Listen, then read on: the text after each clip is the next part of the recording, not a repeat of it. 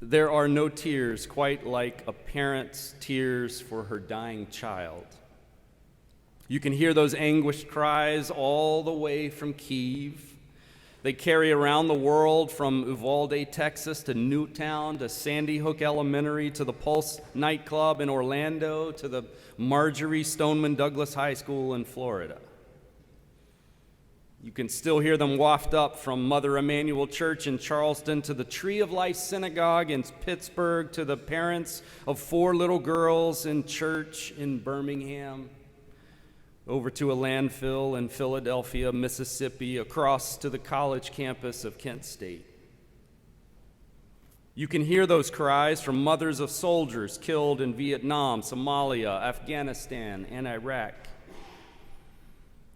You can find those tears not many blocks from here on the unforgiving streets of our city. Maybe you stood next to a parent shedding those heavy tears. Maybe they've come from your own eyes. Hagar lifted up her voice and she wept. She wept the salty tears that flow from the hearts of mothers, of parents, forced to look on the unnecessary, unjust suffering of their children. Do not let me look on the death of the child, she says. Do not allow me to see my child, my flesh and blood, suffer in this way. Do not let me hear his thirsty cries, his anguished tones. Do not let me watch my own child die. This text cries out for God's justice. It's not right for Sarah to do what she did. Sarah's the one who told Abraham to take Hagar for a wife. It's not right for Abraham to do what he did. God had told Abraham to trust that he would become the father of a great nation through Sarah.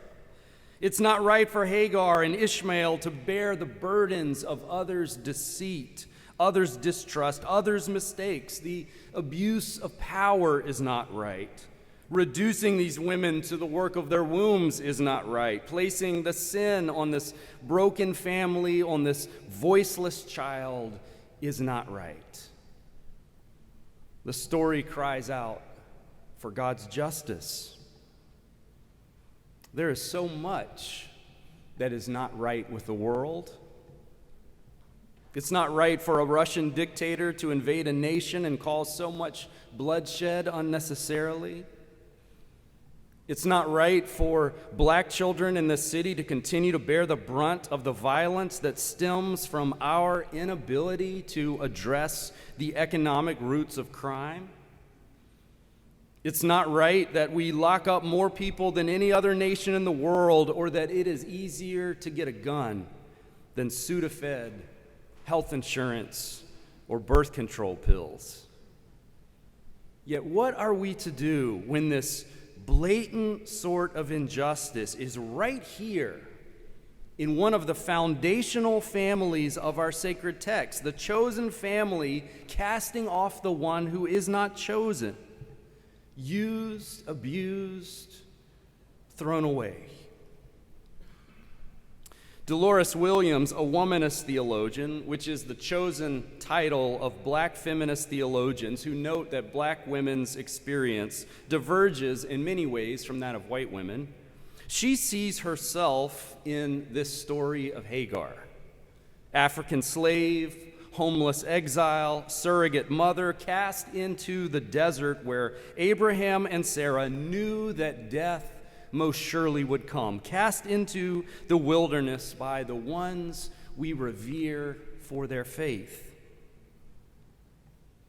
Like many Christians of color in the U.S., Dolores Williams has to first deal with the question of whether the Hagar story legitimizes the exploitation of the oppressed. Did religion itself numb the minds of black folk and cause them to accept untenable explanations for their own suffering, she is asked?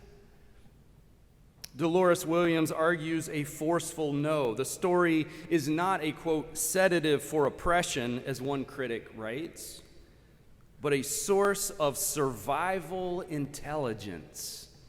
Survival intelligence, providing skills for survival and a better quality of life in the wilderness of racist, sexist, and classist oppression.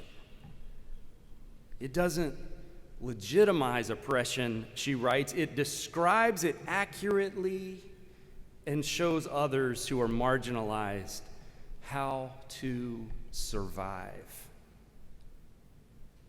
At that root of that source of survival for Hagar and for black women in America, according to Dr. Williams, is the experience of radical encounters with God. God met Hagar in the wilderness. God attended to her cries. God made a promise as radical as the one made to Abraham and Sarah. God will make a great nation of Ishmael as well. Dolores Williams' important work demonstrates how our texts aren't simply moralizing documents meant only to prescribe how we are to live. They are realistic descriptors of diverse people's experience, including those of us who have experienced oppression, sometimes even oppression at the hands of religious folk.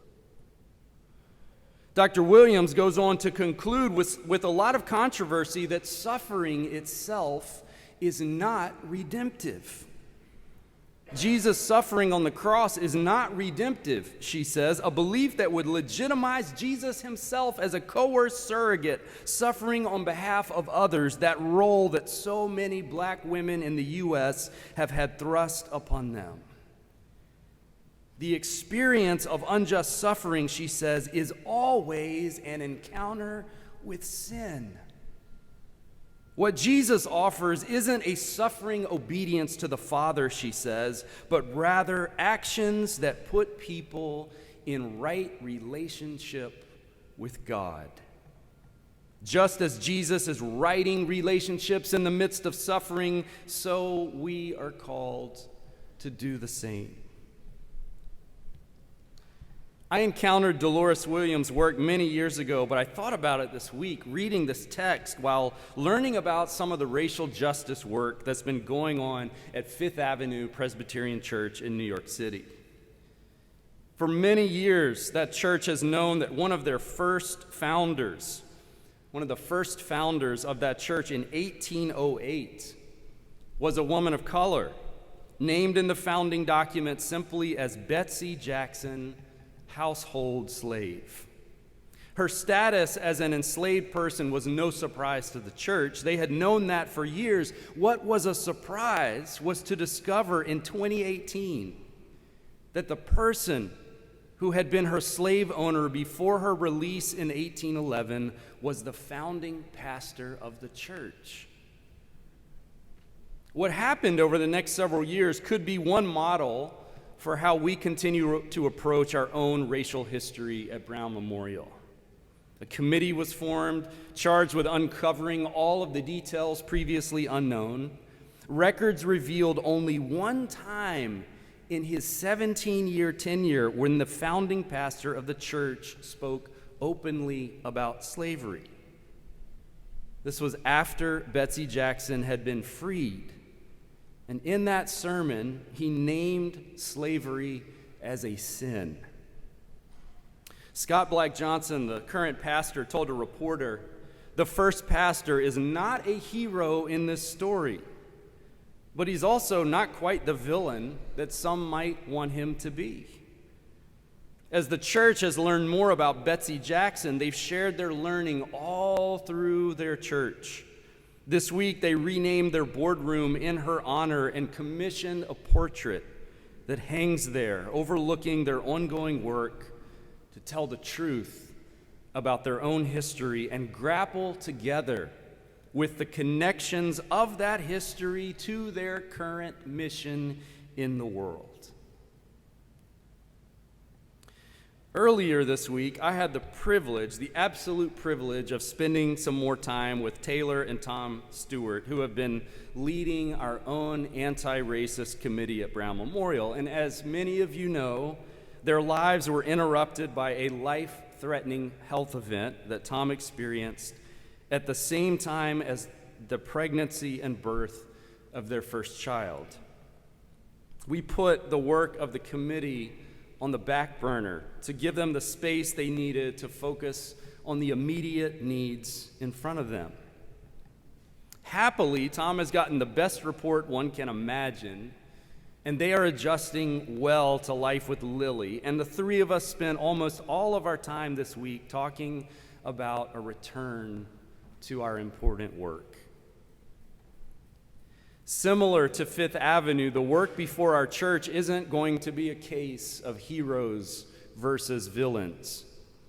The Brown family made a ton of money off the financing of the slave trade at a time when much of the American economy was intertwined with this peculiar, inhuman institution. The Browns were also huge philanthropists, giving away a great deal of money, including money to build this church that we're all in today. Like the founding pastor of Fifth Avenue, it's possible that by the time the gift was made to the church, Isabella Brown may have rejected the racist roots of her family's fortune. We need more research to understand and find out a true history and what that history actually means for us. And not just about the Brown family, but also other historical moments in the life of our church, such as opening up a second location in the county when most predominantly white churches were selling their buildings to black congregations and moving north permanently. How much did our congregation discuss race as a factor in those decisions? What can we learn from their words or their omissions? Admittedly, it is so hard to do that kind of work at a time where we've been encouraged to label everyone as hero or villain. And it's true that some people seem to be a little more villainous than others at times. But the work of anti-racism doesn't find its purpose in attaching the right labels to people and institutions in history. It finds its purpose in righting relationships, healing harm that has been done, recognizing the sometimes painful truth that some have benefited almost in tangible ways from some of those harms, and learning how to mourn together so that we can focus on getting right with God and with each other. God noticed Hagar in the wilderness. God heard the voice of the child. God did not look away. God saw, God noticed, God intervened, setting things on a course to bring about healing for the next generation. Now, unlike God, we can't right every wrong, attend to every point of suffering. There is so much that is wrong in the world. But we can do something about our own history. We can do something about the relationships within our own church community. And in partnership with others, we can right significant wrongs in our own city. Yesterday, I was chatting with Donna Sempt about her wedding with Rose Glorioso here at Brown way back in 1989. One way to tell the history is just to leave it at that. Our first gay wedding way back in 1989. Way to go, Brown Memorial. But you know, the truth is that Donna and Rose had to book another church down the street as backup as they awaited a decision of whether the Brown Memorial Session would approve the event. Leaders were concerned about whether putting it in the books would put the church at risk with church authorities. I wonder what their discussions were like. I wonder what fears they had to experience in their deliberations. I wonder how they found their courage together. And I wonder what it must have been like for a loving couple excited to be married in their own church to have to wait for a verdict on whether their love would be judged acceptable, sufficient, or just another threat to the institution. But I'll tell you this. As a dozen of us marched in the Pride Parade yesterday with smiles greeting our church banners proudly displayed, with Donna holding one of them, I knew that the 1989 session had done the right thing. God hears. God notices. God acts. Doesn't it make you want to do the same?